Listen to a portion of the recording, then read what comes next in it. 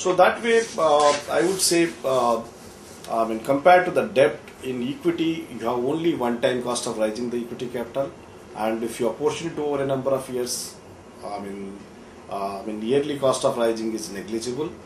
And the other thing is there is no liability for the promoters of the SMEs. They can take the challenges and try to run entrepreneurs on a successful curve. There is no liability for the promoters, and the people investing in the equity, they are like more like a business partners, and they cannot tomorrow sue you for investing in a company unless the company is indulging in any fraudulent practices.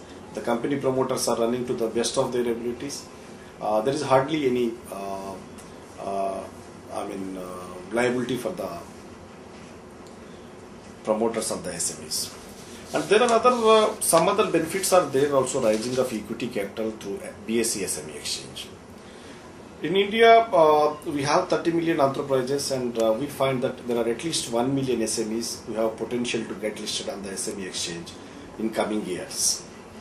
And this dedicated exchange for the SMEs will help them finding a solution to their financial requirements at the growth and for their growth and expansion, and trying to transform these SMEs into a big companies.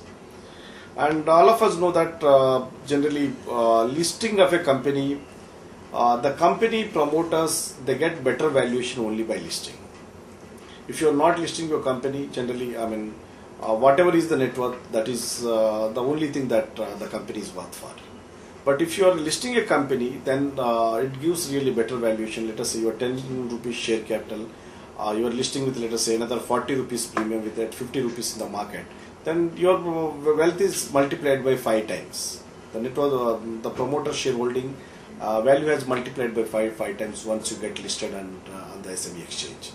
So these valuations is all about capital markets, and particularly exchanges, where the company's valuations improve in the medium to long term, and it is going to create a huge wealth for the promoters. It is going to create huge wealth for the shareholders, and it is also going to create a wealth for the SMEs as well as the nation.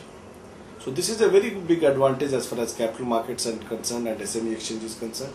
And any aspiring SME who wants to grow big, for rising equity capital, they should go to the SME exchange, and in particular BSE SME exchange, to rise the equity capital.